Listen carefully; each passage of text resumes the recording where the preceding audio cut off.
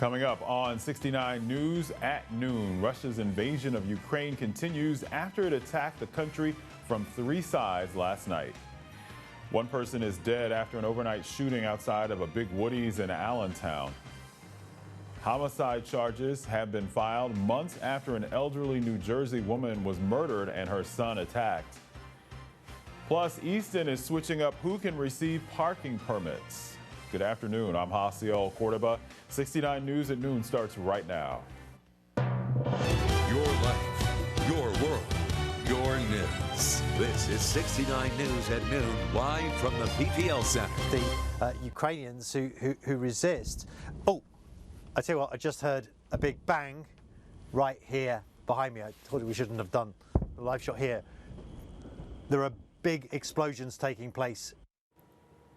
Explosions in Ukraine, inadvertently captured during a CNN reporter's live shot in Kyiv. It is the crux of a slow buildup of tensions that world leaders have been trying to prevent for weeks. Last night, Russia unleashed its forces, ignoring calls for peace in Ukraine.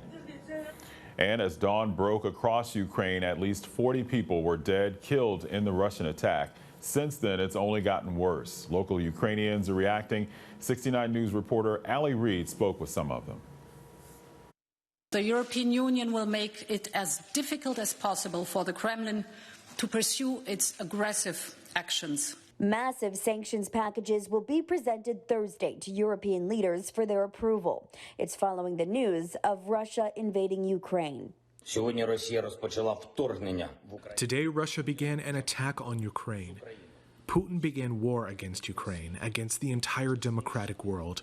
He wants to destroy my country, our country. Putin says the military operation is to protect Donbas, a separatist-held region of Ukraine. He says it's in self-defense. Chaos has erupted in cities already riddled with explosions, and the pain is being felt locally. My heart is broken. Shocked. Father Richard of St. Mary's Ukrainian Orthodox Church in Allentown says his family living in the western portion of Ukraine are listening to orders of Ukrainian President Volodymyr Zelensky and staying calm. So far, things are still quiet. People are nervous. The interesting thing is that I became a little emotional speaking with them, and they were telling me to calm down. He's sharing his concern within the church regarding the Russian kill list shared by U.S. intelligence. I would assume that bishops and the hierarchs, bishops of the church are going to be on that list. And we're going to find ourselves with modern-day martyrs. In the meantime, he's wanting the local community to know weekly prayer services are happening between the 5 churches in the Lehigh Valley, including their most recent Wednesday evening. Services are open to anybody and everybody. We invite people to please come and join us and pray with us, because that's the greatest, that weapon of prayer can overcome any weapon that the Russians have in store for Ukraine. Ali Reid, 69 News. Father Richard, who we just heard from, and local Ukrainians say the community can help by pushing leaders in Washington to send more equipment to the Ukrainian military. Meanwhile, we are hearing from Washington. President Biden has released a statement saying the United States and its allies and partners will respond in a united and decisive way. The world will hold Russia accountable. Governor Wolf is standing with the president. He's urging Democratic leaders across the globe to unite and respond decisively. President Biden will be making remarks on this in just a few minutes. We will air that live here on WFMZ TV when it happens. You can also watch it live on our website, WFMZ.com. A man was shot and killed in Allentown this morning. 69 News reporter Jaccii Farris joins us from outside Big Woody's Sports Bar and Restaurant with the story. Jaccii? Well, I can tell you that police aren't releasing a lot of information at this point. However, they are telling us that they were called here to Big Woody's around 2:30 this morning for a deadly shooting. The parking lot outside of Big Woody's on Hanover Avenue in Allentown shows no sign of a deadly shooting. But police say hours before, they were called here and discovered a man with apparent gunshot wounds. The shooting happened a half hour after the posted 2 a.m. closing time on Woody's front door. Police have not identified the man, but say he later succumbed to his injuries. The parking lot outside of Woody's has signs clearly posted notifying people the area is monitored by security cameras. It's unknown if any of those cameras captured the shooting or what led up to it. The incident is now being investigated by the Allentown Police Department, the Lehigh County District Attorney, and the coroner's office. So I checked in with the Allentown Police Department just a few moments ago, and police are not releasing the name of the victim pending notification of their family. We did reach out to Big Woody's. They had no comment on what happened. In Allentown, Jaccii Farris, 69 News. Jaccii, thanks. An Easton man has been indicted on numerous charges in the death of an 84-year-old woman and the assault of her son in New Jersey. 24-year-old Kyle Kasperine is charged with murder, kidnapping, and robbery. He's accused of killing Elaine Trakin and attempting to kill her son, William. It happened inside their Washington Township home in November. Kasperine faces a maximum penalty of life in prison without parole if convicted. He's due back in court March 10th.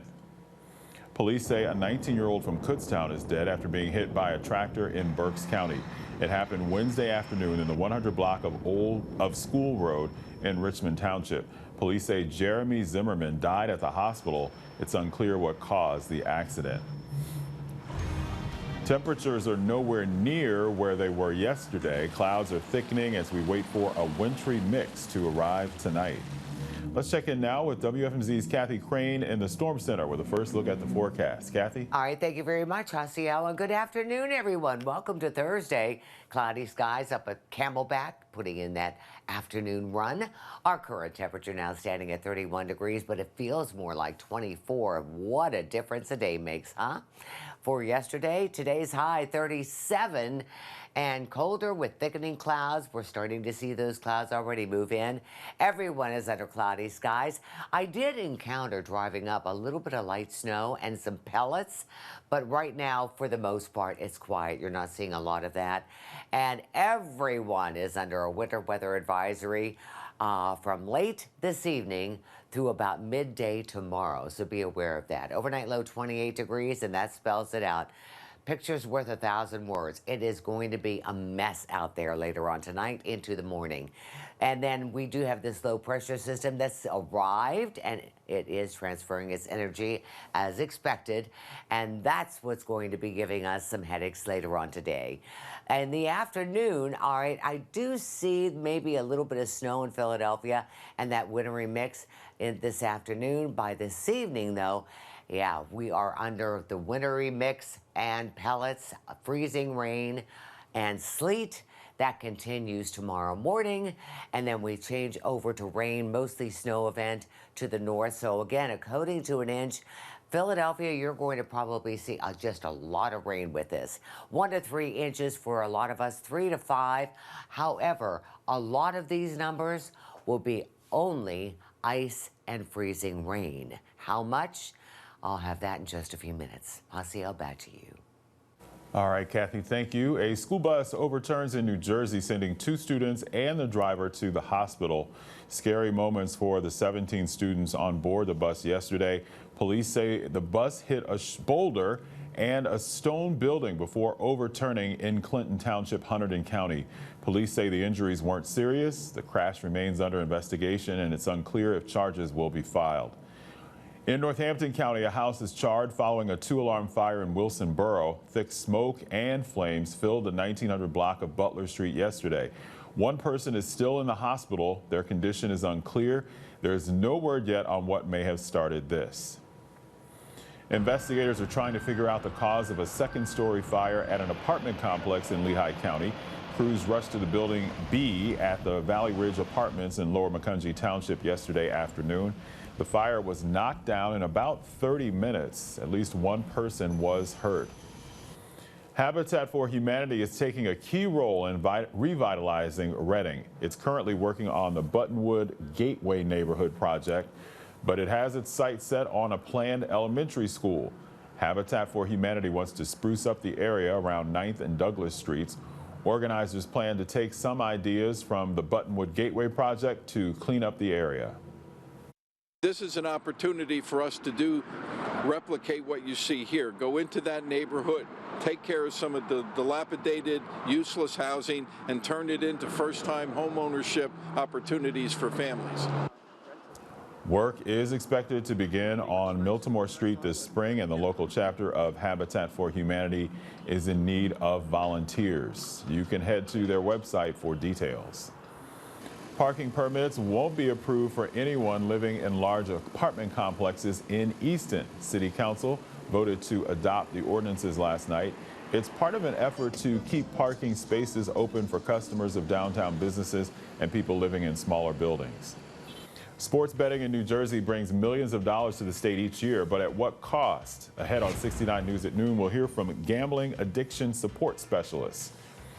A photographer's dream becomes reality today as he looks at the bigger picture. Plus, the Allentown Police Department is connecting with the community by taking people on a ride through the camera lens. Details on that later on 69 News at noon. Online sports betting in New Jersey has become big business, but it's also leading to some issues. Phones at 1-800-GAMBLER have been ringing constantly. Support specialists say losses range from $200,000 to $500,000, and there's a mental health aspect to it. The Garden State broke records with nearly $11 billion wagered in sports betting, generating more than $100 million in tax revenue. Is New Jersey debt-free? Are the roads perfect? Is every school awesome?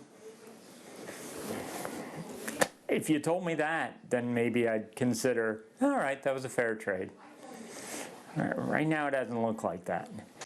The Division of Gaming Enforcement wasn't available for an interview. 69 News has links to additional resources on our website, WFMZ.com. A local photographer and small business owner is taking a look at the bigger picture. He's moving his studio from his basement to a historic building in Reading. A ribbon-cutting ceremony is set for today. Jim Vassell has a story. Talk about taking your business to a new level. Toto, I don't think we're in the basement anymore. Right there. Literally. I mean, this is a huge step for me. For 9 years, photographer Don Carrick had set up shop in the basement of his home in Moton. All right, relax your shoulders. Now he's taken his career to new heights, moving to the 3rd floor of this historic building on Canal Street in Reading's South Side. I can do more things with portraits, and I can do more things with different types of photography. Looking beyond the frame of Carrick's work, this place has a rich history in Reading. It was at one point a hardware foundry. Then it became Bill's Khakis, and Carrick came up with an appropriate nickname for his new space. And we came up with Bill. It's not only kind of a nod to Bill's Khakis, which was here before us, but I'm going to be billing people for my work. So I don't know how smart that is, but we're just saying hi to Bill when we come in. Carrick says he had an opportunity to move to Philly, but he's decided he's staying local. I want this to be the destination, and I want to see Reading grow. Proof that you can grow where you're planted. Oh my gosh, that's amazing. In Reading, Jim Vassell. Do it again. 69 News. 2 new professional basketball teams are moving into our region. Coming up on 69 News at noon, we'll tell you where and who they are. But first, Kathy joins us with a detailed look at what's coming tonight and through the weekend. We'll be right back. The Allentown Police Department has found a way to connect their team with the community using social media. A YouTube series gives people a closer look at what officers do on a daily basis. Viewers get to see what it's like to ride along with officers as they head to schools, government service groups, and even just saying hello to neighbors. Officers say the feedback has been worth it. You can see that there's that level of folks wanting to connect and communicate. 14 episodes posted on the Allentown Police on the Road YouTube page.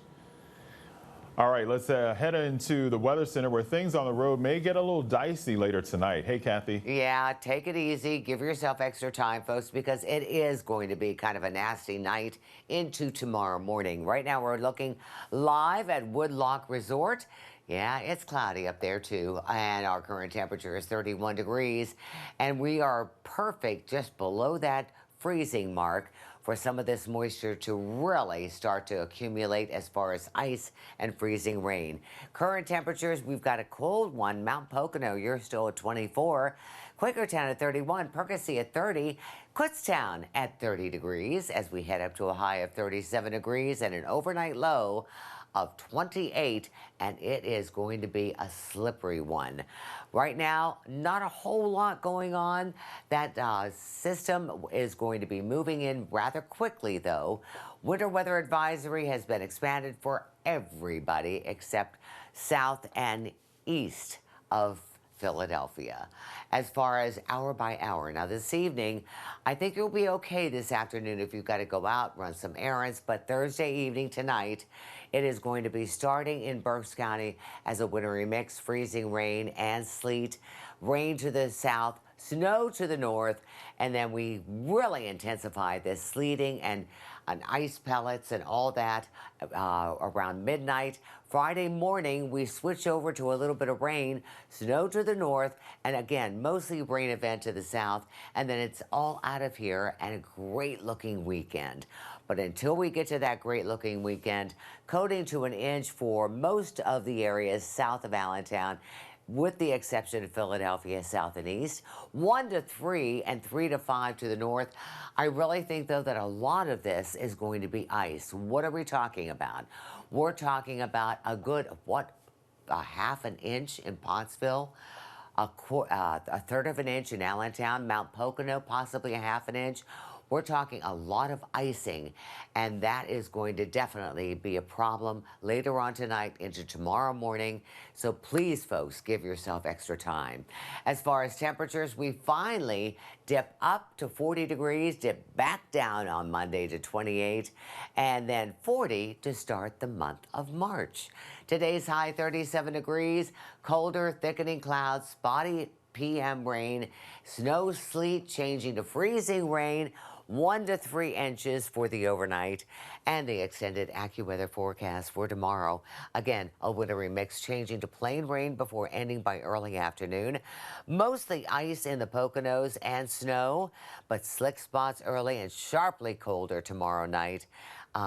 As we head down to 16 degrees. I believe it came up to 18 degrees.